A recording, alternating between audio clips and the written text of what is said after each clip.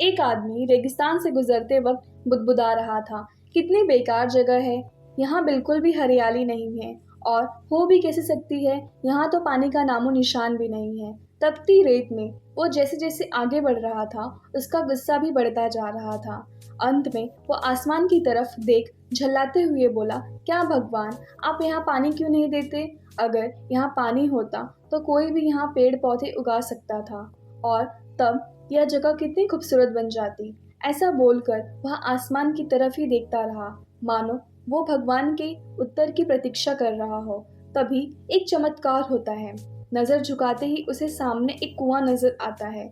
वह उस इलाके में बरसों से आ जा रहा था, पर आज तक उसे वहां कोई भी कुआं नहीं दिखा था। वह आश्चर्य में पड़ गया और दौड़कर कुएं के पास गया और कुआं लबालब पानी से भरा था। उसने एक बार फिर आसमान की तरफ देखा और पानी के लिए धन्यवाद करने की बजाय बोला, पानी तो ठीक है, लेकिन इसे निकालने के लिए कोई उपाय भी तो होना चाहिए। उसका ऐसा कहना था कि उसे कुएं के बगल में एक बड़ी रस्सी दिखाई दी। एक बार फिर उसे अपनी आंखों पर यकीन नहीं हुआ।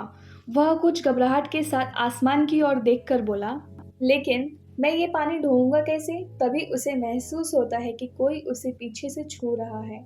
पलट कर देखा तो एक ऊंट उसके पीछे खड़ा था। अब वह आदमी एकदम घबरा जाता है।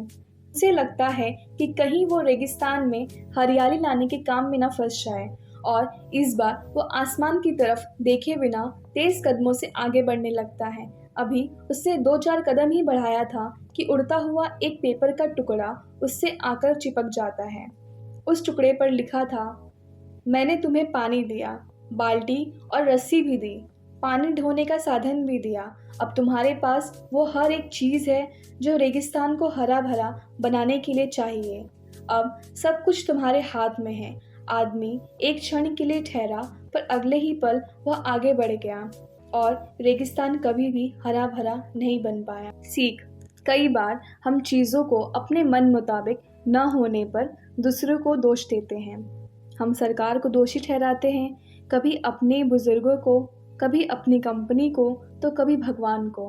पर इस दोषारोपण के चक्कर में हम इस सच्चाई को अनदेखा कर देते हैं कि एक इंसान होने के नाते हम में वो शक्ति है कि हम अपने सभी सपनों को खुद साकार कर सकते हैं।